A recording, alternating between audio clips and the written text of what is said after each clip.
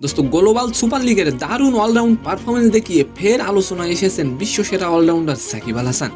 জাতীয় দলে তার ফেরার গুঞ্জনও জোরালো হচ্ছে। দোস্ত এবার সেই গুঞ্জনকে আরো উস্কে দিলেন বাংলাদেশ ক্রিকেট বোর্ডের পরিচালক ইফতেখার রহমান মিঠু।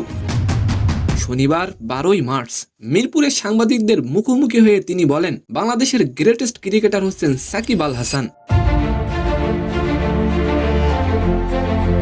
এখানে কোনো সেকেন্ড চয়েস নেই, তার জন্য দরজা সবসময়ই খোলা।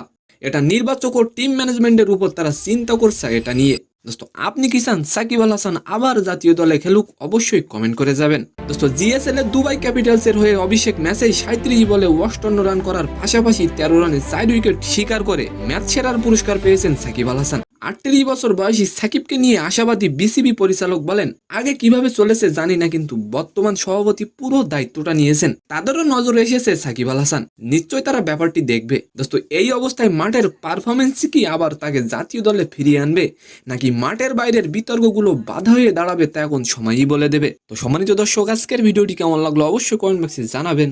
আর ভিডিওটি যদি ভালো লাগে অবশ্যই একটি লাইক দিয়ে আমাদের চ্যানেলটিকে সাবস্ক্রাইব করে দিবেন। ধন্যবাদ।